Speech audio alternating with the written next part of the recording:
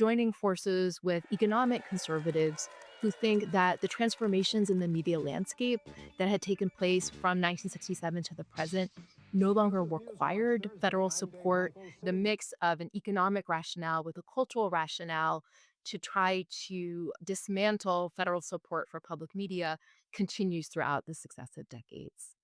Every Republican administration except Gerald Ford's has tried to cut public media funding. Here's what then presidential candidate Mitt Romney said in a 2012 debate moderated by Jim Lehrer.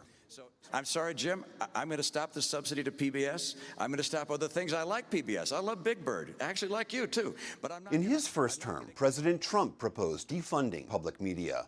Government doesn't need to subsidize the media anymore because the world's changed. But I still probably wouldn't object that much if the reporting by these entities was fair and was balanced, but it is not.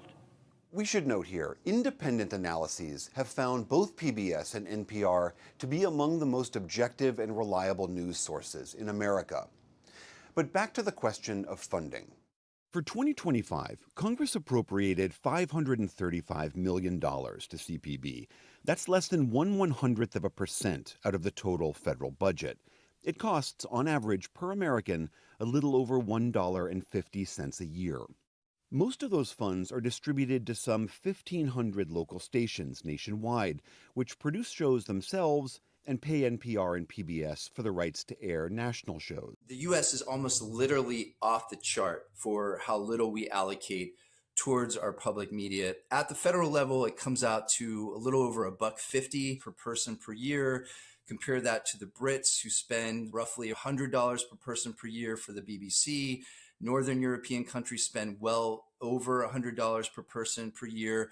And it really shows in the health of their public broadcasting systems. They tend to view those systems as essential democratic infrastructure.